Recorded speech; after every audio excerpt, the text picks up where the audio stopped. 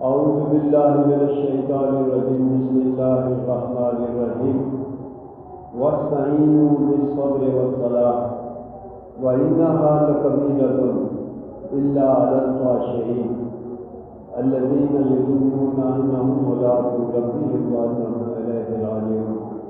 صدق اللہ مولانا العظیم۔ آپ کے سامنے قرآن پاک کی جو آیت تلاوت کی گئی ہے، اس میں اللہ تبارک و تعالیٰ فرماتے ہیں کہ اے میرے بندو، مجھ سے مدد طلب کرو نماز اور صبر اور نماز کے ساتھ۔ ہر بندہ جو ہے وہ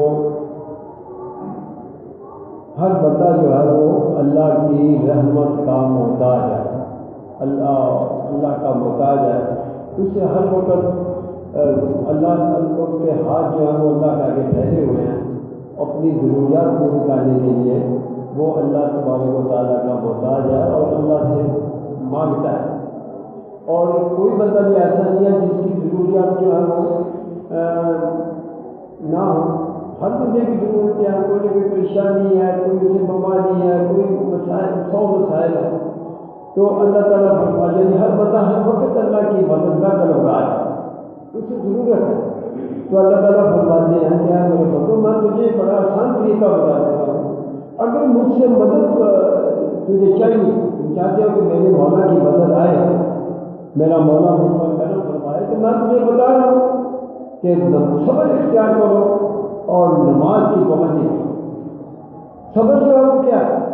مطلب ہے کہ برداشت کرنا، جو بھی حالات ہے، بیماری ہے، غربت ہے، تکلیف ہے، مسائل ہے، کوئی ان حالات کو برداشت کرنا، اللہ کا شکر ادا کرنا کہ اللہ میرا شکر ہے، اللہ میرا میں اس پر راضی ہوں، یعنی وہ بیٹا نہ کرنا، شور شرابہ نہ کرنا، گرے نہ شروع کر دینا کہ مجھ پر یہ تکلیف آنی تھی، مجھ پر یہ بیماری آنی تھی، مجھ پر یہ مسائل پڑے تھے، یہ نہیں، یہ صبر نہیں ہے۔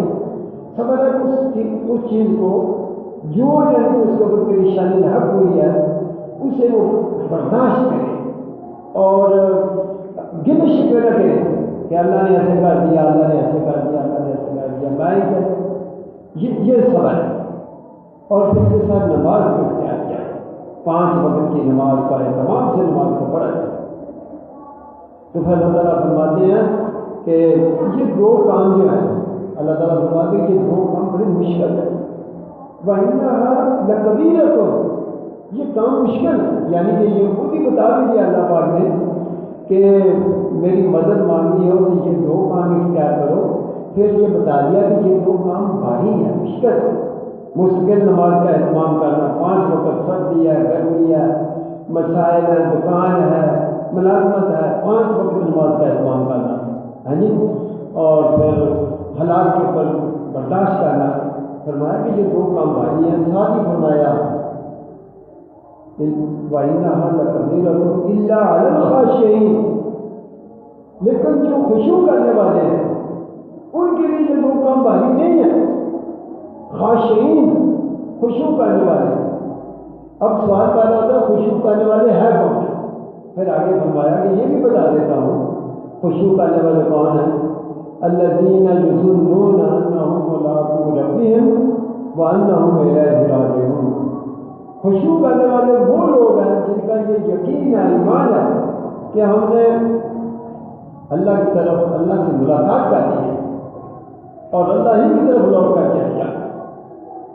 یعنی یہ خشوع کرنے والے جس آدمی کا یقین ہو کہ یہ زندگی آتی ہے، یہ مسافر خانہ ہے، نہ یہاں پہ دکھ ہمیشہ کے ہیں، نہ یہاں کی تکلیفیں ہمیشہ کی ہیں، نہ پریشانیاں ہمیشہ کی ہیں، نہ آرام ہمیشہ کا ہے، نہ جوانی ہمیشہ کی ہے، نہ تندرستی ہمیشہ کی ہے، تو وہ فائدہ ٹھیک ہے، کوئی بات نہیں۔ بس وہ مطلب ہے کہ اور میں نے اپنے رب سے ملاقات کرنی، اپنے رب کے پاس جانا ہے، تو یہ بتا دیا اللہ پاک نے، بڑا آسان سا کلیہ بتا دیا کیا لوگوں مجھ سے مدد طلب کرو، واستعینوا، مدد طلب کرو، مدد طلب کرو بالصبر والصلاۃ، صبر، نماز اور صبر کے ساتھ۔ اور اللہ پاک ناراض بھی ہوتے ہیں، جو اللہ سے نہیں مانگتا اللہ اس سے ناراض ہو جاتے ہیں، اور جو مانگتا ہے اللہ سے خوش ہوتے ہیں۔ جتنا مانگو اللہ اللہ خوش ہوتے ہیں۔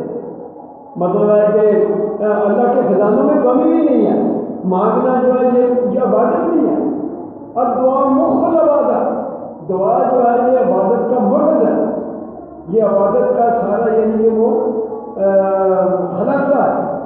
تو دعا جو ہے اس کو خوب مانگنا چاہیے، اللہ سے خوب دعائیں مانگنی چاہیے، اور دعائیں مانگنے کا طریقہ اللہ نے بتا دیا، نماز اور صبر کو اختیار